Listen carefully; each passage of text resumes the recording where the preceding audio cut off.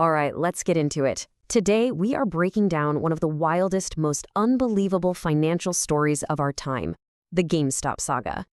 This is a story about Reddit, hedge funds, and a full-blown battle that basically turned Wall Street completely upside down. So just look at this chart. This is what shocked the entire financial world.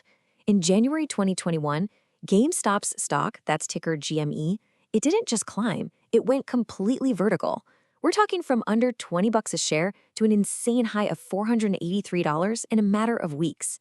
This wasn't just a rally, it was a legitimate explosion. So the big question is, how on earth did this happen, right? How did a brick-and-mortar video game store, a place most people had completely written off, suddenly become the center of a war between a bunch of amateur investors and Wall Street's biggest players? Well, that's exactly what we're going to unpack. To really get what happened, you first have to understand the two sides that were lining up for this fight. It was a classic David versus Goliath story, but, with a very modern, very online twist. And this slide lays out the whole conflict perfectly. On one side, you've got these massive Wall Street hedge funds. They looked at GameStop and saw a relic, a failing business in a digital world. So they bet billions that it would fail, using a strategy called short selling. But on the other side, you had this online community, Reddit's r/Wall Street Bets, a group known for making some pretty high-risk trades. They thought the complete opposite, that the stock was super undervalued, and they started coordinating online to buy up as many shares as they could, directly challenging the big guys. And every movement seems to have a figurehead. For this Reddit army, that person was Keith Gill. You might know him as Roaring Kitty on YouTube or by his Reddit handle, Deep Fucking Value. And this guy wasn't just posting memes. He was a legit financial analyst who had been meticulously laying out his case for years, arguing that Wall Street had it all wrong about GameStop. This quote from Gill himself just perfectly sums up the conviction that was driving this whole thing. For him, and for so many others on Reddit, this wasn't just some casual bet. They truly believed they had found this massive, overlooked opportunity that all the so-called smart money had totally missed. Okay, so to understand what happened next, we've got to do a quick breakdown of the financial engine that turned this whole thing into a full-blown crisis for the hedge funds. It's called a short squeeze. So first, what is short selling? Well, simply put, it's a bet that a stock's price is going to go down. A short seller borrows shares, sells them right away, and then hopes to buy them back later at a way lower price. They return the shares they borrowed and pocket the difference. But here's the danger. If the price goes up instead of down, the potential losses are, theoretically, infinite. And this is where the squeeze comes in. When all those Reddit investors started buying GameStop, the price started to climb. This forced the short sellers to start buying back shares to close out their bets and stop the financial bleeding.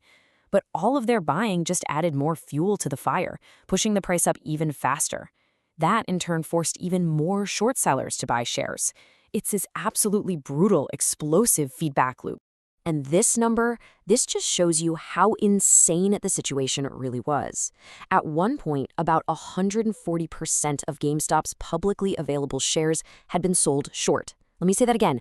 More shares were shorted than actually existed to be traded.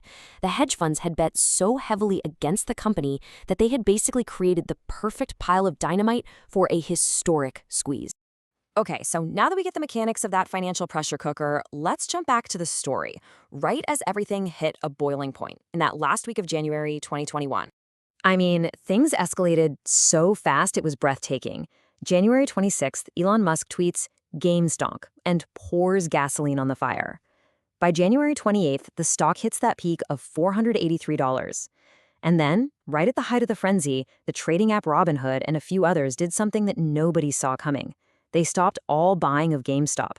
You could sell, but you couldn't buy. Now, the official reason they gave was pretty technical. The brokerages said that because the trading was so volatile, they couldn't come up with the massive amounts of cash required by the clearinghouses. Those are the middlemen who make sure trades get settled. Basically, the financial plumbing of the whole system was starting to break under the pressure. But to the investors on Reddit, this felt like an absolute betrayal.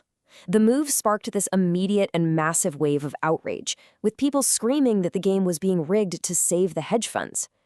Dozens of lawsuits were filed, and the whole controversy blew up so much that it led to a U.S. congressional hearing to try and figure out what in the world had just happened. So, when all the smoke cleared, who actually came out on top? Who won and who lost? Well, as you can probably guess, it is really, really complicated. This table really gives you a good snapshot of the chaos. Melvin Capital, which was kind of the main target, lost more than half its value in a single month and ended up shutting down completely a year later. Other short sellers lost billions. But, and this is a big but, it wasn't a simple win for the little guy. Some GameStop insiders cashed out for millions, and tragically, a lot of everyday investors who bought in near the top got absolutely crushed when the price came crashing back down. And yeah, that crash was just as dramatic as the ride up. In just a few days in early February, the stock just collapsed, wiping out something like $27 billion in market value. It was a really harsh reminder that for every person who got rich, there were a lot of others left holding the bag. So let's zoom out for a second. What's the lasting impact of this whole GameStop saga? Because this wasn't just a one-off event. It really has changed the conversation around money and investing for good.